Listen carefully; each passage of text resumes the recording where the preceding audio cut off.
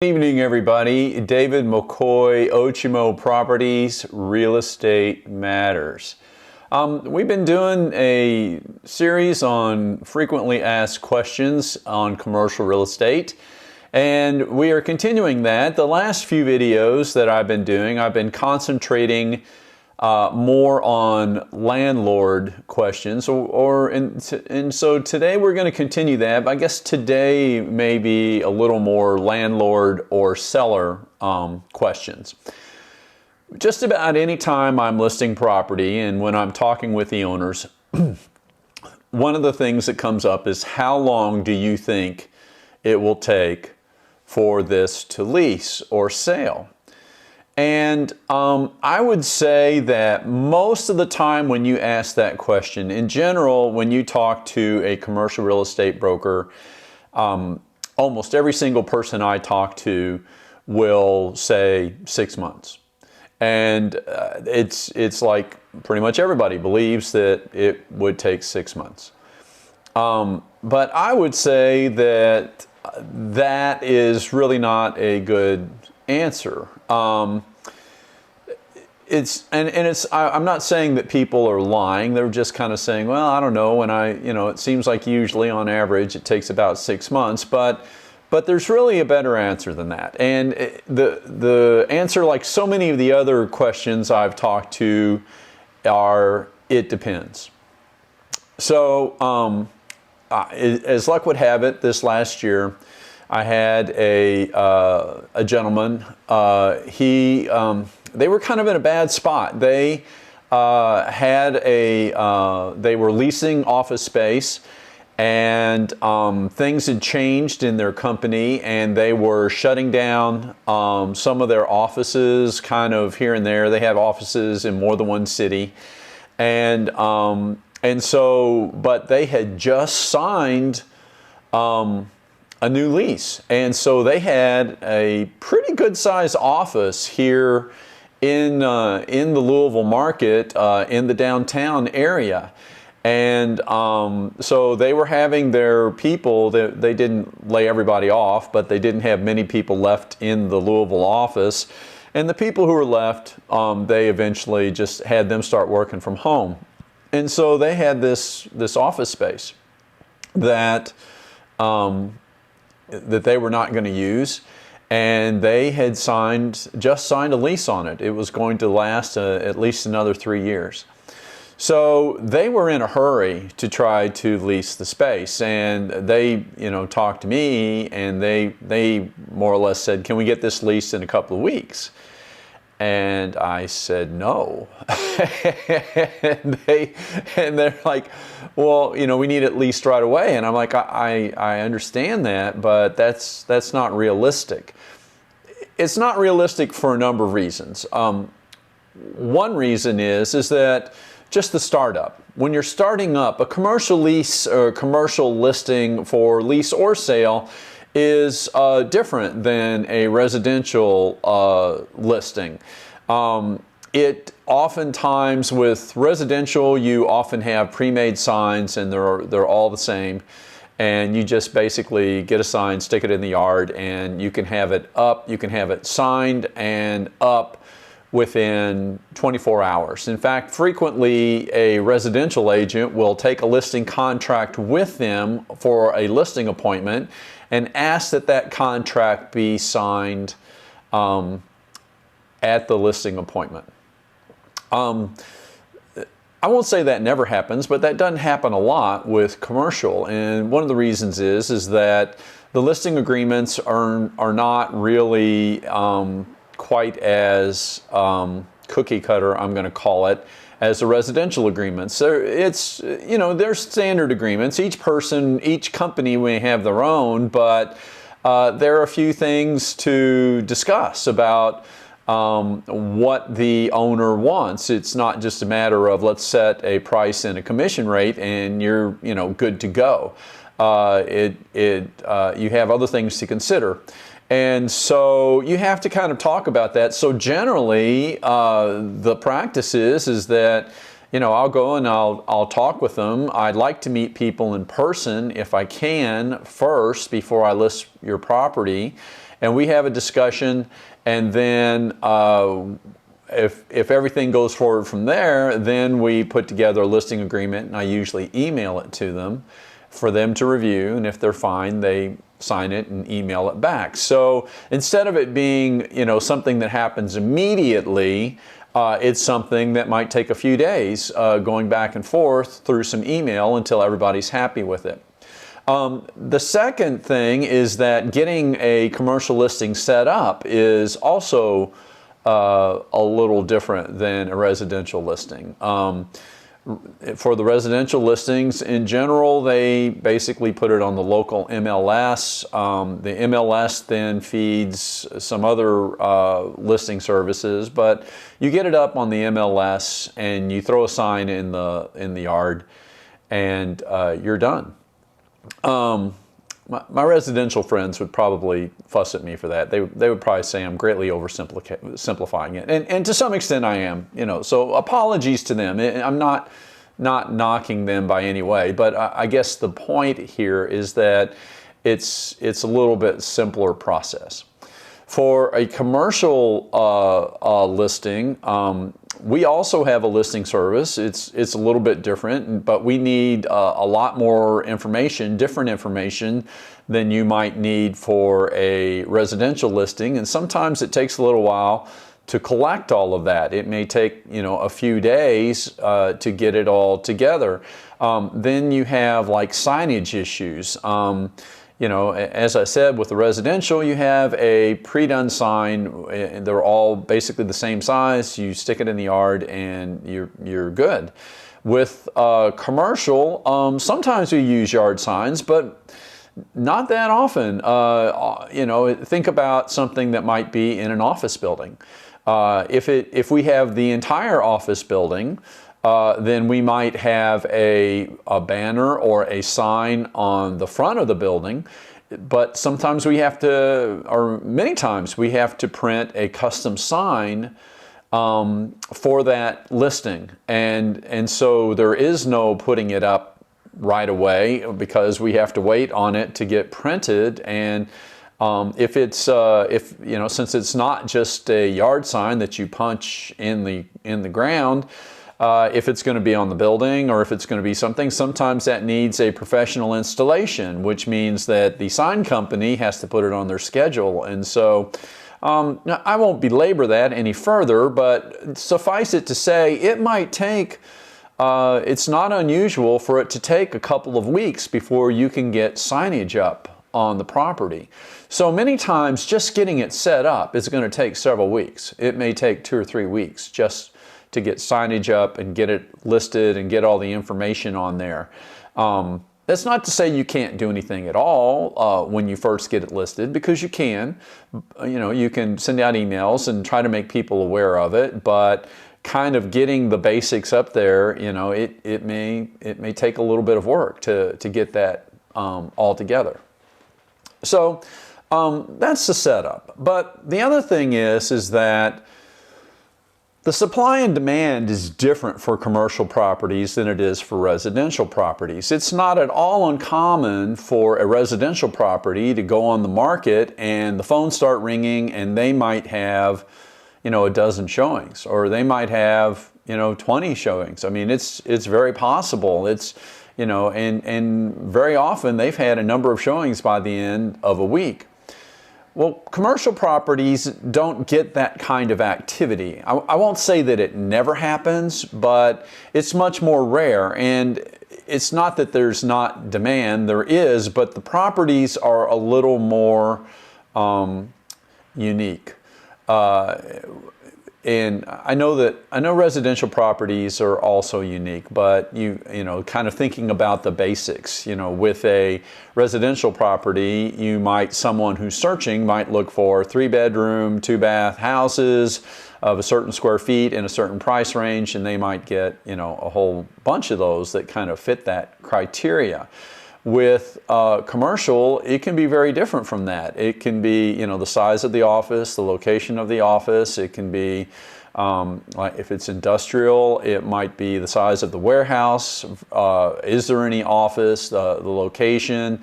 Sometimes that location has to do with proximity to maybe real estate or to interstates, and sometimes it has to do with what kind of loading there is. Is there a drive-in door, or is there a dock door, or is it heated? Is it air conditioned? I mean, so with residential, there are many more sort of universal features that you can kind of expect with every listing. Again, I'm not saying they're all exactly alike, but there is enough similarity that it would be that way. But someone looking for commercial, any one of those things might disqualify something from a list, and so they wouldn't come to see it. So I would say that we have on average, by the time we have something leased or sold, we have far fewer showings overall than a residential property might have. And the timeline takes longer. The timeline takes longer both in terms of the fact that there will be fewer people in general coming to look at it. It also might take longer because you have the process takes longer.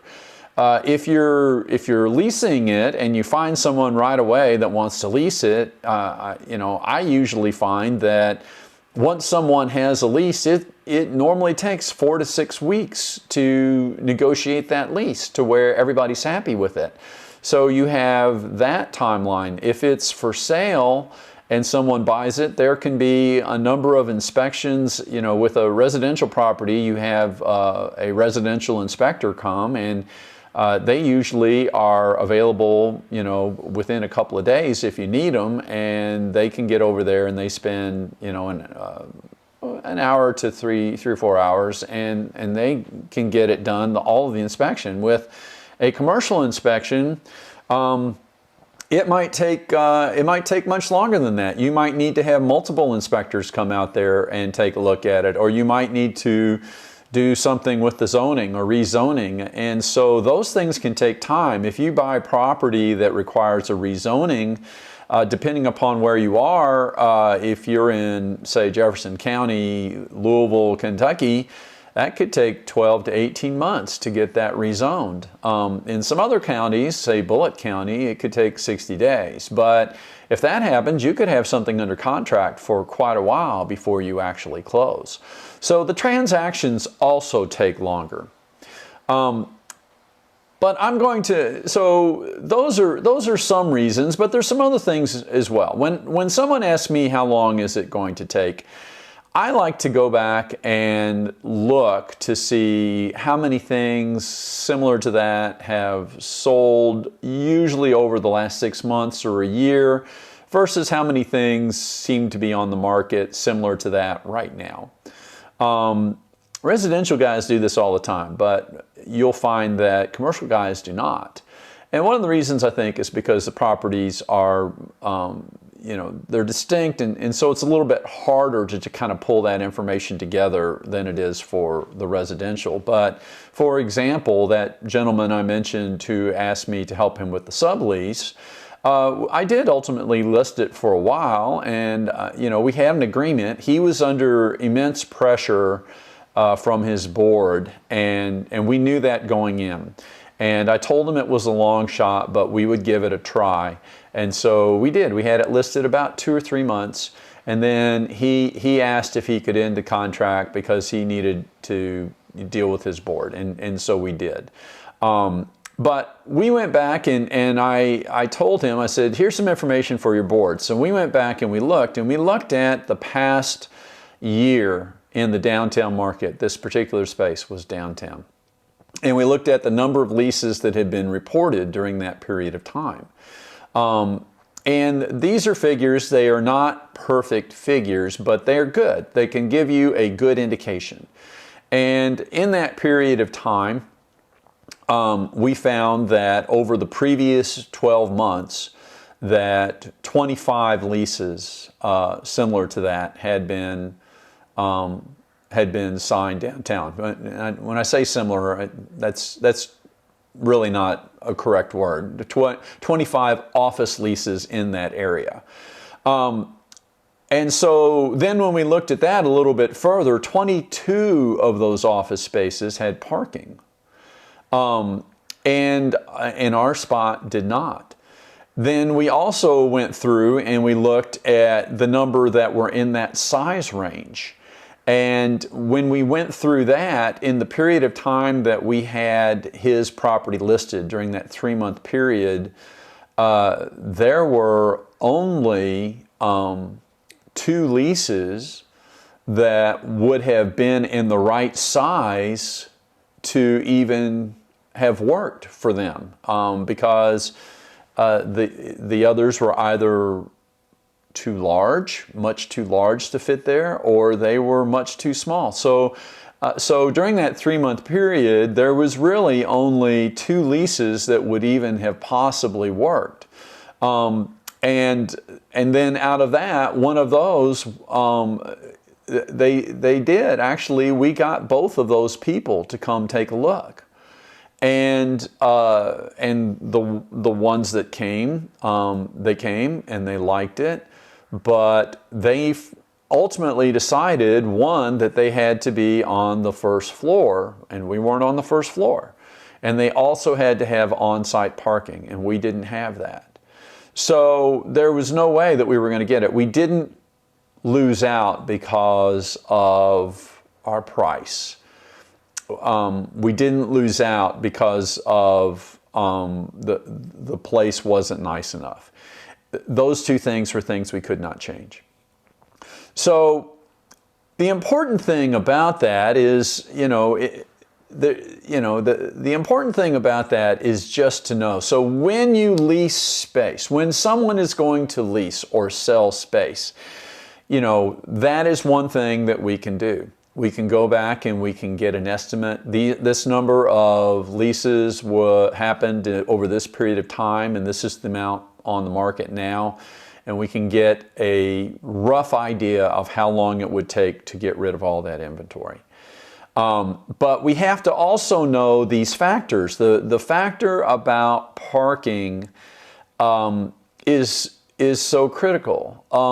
Another important thing in downtown space is windows.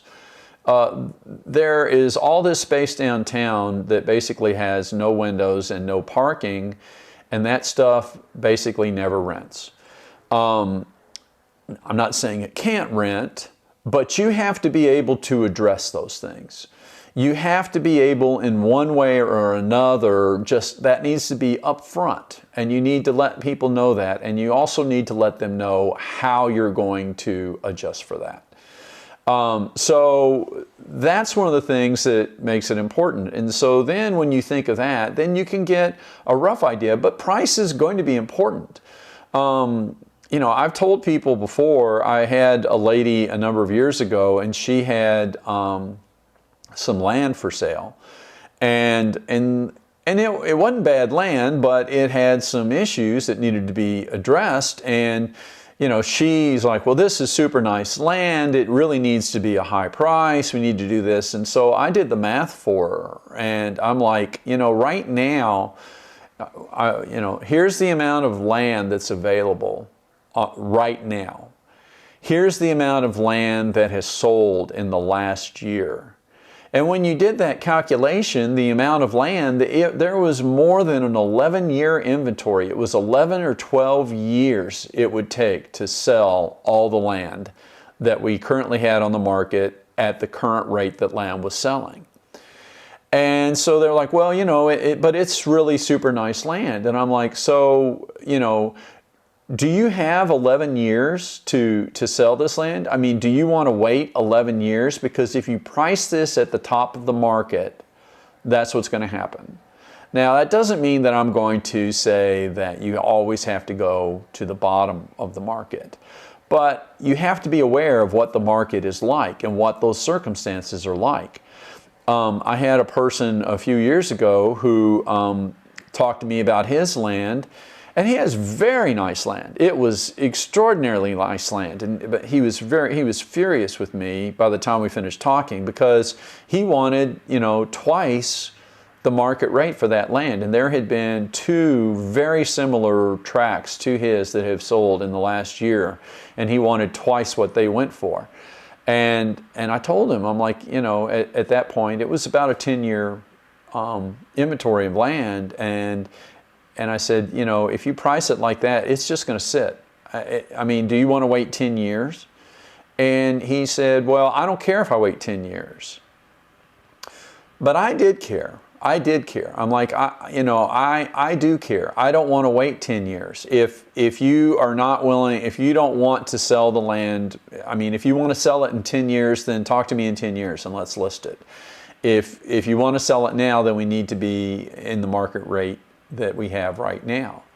And so he didn't want to do that. And so, and he was really angry with me. He was very angry with me, but that's just not realistic. You know, so there's no point. You know, taking that listing would make him mad and me mad, and nothing would happen. So you have to be really, you have to be realistic about the market. And sometimes those are difficult things for the landlord or the seller to hear. But, you know, I've had a number of times where I've had these conversations with landlords or sellers, and they ended up listing with other people because they didn't like what I said, and it just sat. It just sat forever. And, you know, what would have happened with that money if you'd gotten that money sooner and been able to invest it? You know, you also are having an opportunity cost by not doing things. So anyway, I feel like I've strayed a little bit there. So, so back to our original point, you know, how long will this take to sell? How long will this take to lease? What I will say is that you need to look at the market, and you need to have some idea of what's happening in the market today to get a definite answer to that. You also have to take into account how long the transaction itself will take. And those kinds of things, you know, have to be considered to get a realistic point of view. And so, you know, if someone just tells you 6 months, they may be a good broker. I'm not going to knock them. You know, that you may have an excellent broker there, and they may do an excellent job. But in terms of whether or not that will actually happen, I think that is, you know, just, you know, at best, just a very rough guess. I think, and honestly, a lot of people probably know it will take longer than that, but their experience has been that if they tell people it takes longer than that, that they feel like, oh, well, I'd rather go with someone who can do it faster. And so they don't want to tell you it takes any longer than that because they're afraid that they'll lose out on the business. So anyway, well, I ran a little bit longer than I had expected to on that, but I hope that answers some questions. If you have questions, if you are considering something like that and you have questions about how to figure that out, please let me know. Thank you very much for watching. I hope you liked this video. If you did, please click like for me. If you think someone would benefit from this video, I hope you will share it with others. And if you want to see some of my upcoming videos, please click subscribe so that you're notified. You know, again, I've been saying this for a while. I love comments and I love suggestions for other topics.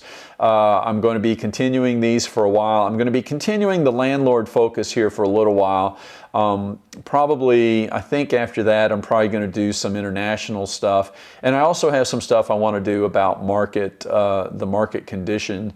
But that's going to be down the road a little bit. So anyway, just if those are things that sound interesting to you, stay tuned. They will be coming up at some point. And again, as I said, if you have something that's of interest to you that you would like covered, send me a note or write a comment. And you know, I'm always looking for content that I can work on. So that's it for now. Have a great evening, and I will see you next time. Take care.